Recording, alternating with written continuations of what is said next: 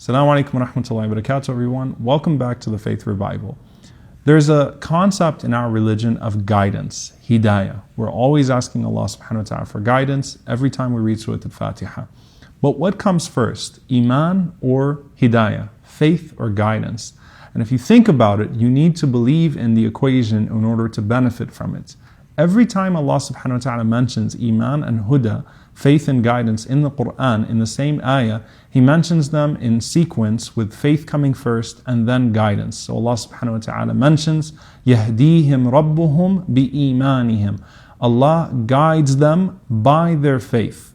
So faith comes before guidance. When a person has Iman, when a person places their faith in Allah subhanahu wa ta'ala, Allah subhanahu wa ta'ala will give them guidance as a result of that. مَنْ يُؤْمِن بِاللَّهِ يَهْدِي قَلْبَهُ. Allah subhanahu wa ta'ala says in the Quran, whoever believes in Allah, Allah guides his heart. The reason why this is so important to understand is that a lot of people say, where's the guidance in my life? I want Allah subhanahu wa ta'ala to open this for me. I want Allah to show me this way. I want Allah to show me that way. But you have to ask yourself, have you placed your faith in Allah subhanahu wa ta'ala before you ask Him for that guidance? Have you submitted yourself to Him so that when He shows you that guidance, you're going to actually dedicate yourself to those pathways of guidance? So Allah subhanahu wa ta'ala tells us in the Quran, an ayah which we draw a dua from the Prophet ﷺ, وَلَكِنَّ اللَّهَ حَبَّبَ إِلَيْكُمُ الْإِيمَانِ. And verily Allah subhanahu wa ta'ala made faith beloved to you. وَزَيَّنَهُ فِي قُلُوبِكُمْ. Not only did He settle it in your hearts, He beautified your hearts with Iman. وَكَرَّهْ إِلَيْكُمُ الْكُفْرَ وَالْفُسُوقَ وَالْعِصْيَانَ. And He made hated to you disbelief and defiance and disobedience. Fusuq being a greater category of sin than isyan in this context. And Allah subhanahu wa ta'ala says, أُولَٰئِكَ هُمُ الرَّاشِدُونَ. And verily they are the ones who are guided.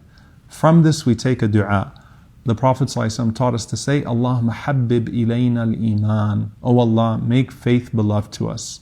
اللهم حبب إلينا الإيمان وزينه في قلوبنا. And beautify it in our hearts. وكره إلينا الكفر والفسوق والعصيان. And make disbelief and defiance and disobedience hated to us. وجعلنا من الراشدين. And make us amongst those who are guided. Now, rushd is a very specific type of guidance. If you realize the Prophet ﷺ called the khulafa, the caliphs that would come after him, the immediate ones, al-khulafa al-rashidin al-mahdiyin. So they are the guided, the rightly guided caliphs. Rushd is a very specific type of guidance that we can take after Iman and Hidayah. Hidayah is to be guided intellectually, is to be guided in your path, to be guided in your ilm. Rushd is to be guided even in your amal, to be guided in your actions. So rushd is actually a more intensive form of hidayah, a more intensified form of guidance.